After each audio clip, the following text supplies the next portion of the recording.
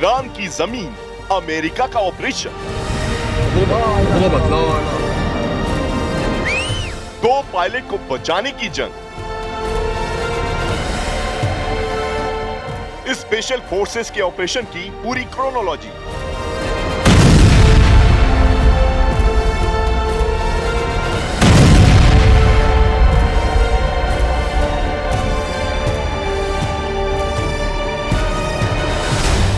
पश्चिम Asia में चल रही जंग अब सिर्फ मिसाइल और एयर स्ट्राइक तक सीमित नहीं रह गई है, बल्कि ये अब हाई रिस्क रेस्क्यू ऑपरेशन की जंग बन चुकी है।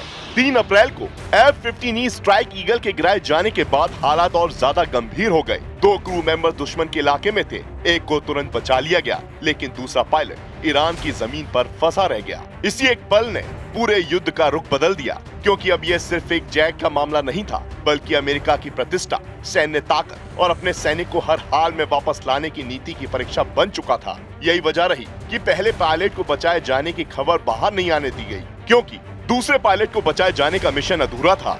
इन दोनों रेस्क्यू ऑपरेशन की टाइमलाइन ऑपरेशन की गंभीरता को साफ दिखाती है।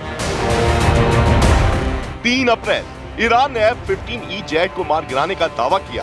दोनों क्रू मेंबर्स इजेक्ट हुए, एक को तुरंत रेस्क्यू कर लिया गया, लेकिन दूसरा पायलट दुश्मन के इलाके में रह गया। 4 अप्रैल अमेरिका ने बड़े स्तर पर सर्च ऑपरेशन शुरू किया। करीब 12 हेलीकॉप्टर और कई फाइटर जेट मिशन में लगाए गए। 100 से ज्यादा कमांडो ईरान के अंदर उतारे गए। देर रात ऑपरेशन के दौरान भारी गोलीबारी हुई और आखिरकार 5 अप्रैल को दूसरे पायलट को भी रेस्क्यू कर लिया गया। ये सब कुछ उस जमीन पर हुआ जहां दुश्मन चट्टान की तरह अड़ा है। यही वजह है कि इस ऑपरेशन को अंजाम देना आसान नहीं था। जानकारी के मुताबिक दूसरा क्रू मेंबर करीब 2 दिन तक ईरान की पहाड़ियों में छिपा रहा। वो लगातार अपनी लोकेशन बदलता रहा और इमरजेंसी सिग्नल भेजता रहा। दूसरी तरफ अमेरिकी फोर्सेस हर पल उसकी लोकेशन ट्रैक करती रही। जब सही समय मिला तो स्पेशल फोर्सेस को दुश्मन के इलाके में उतारा गया। हवा में फाइटर जेट्स ने कवर दिया, हेलीकॉप्टर लगातार मूवमेंट में रहे।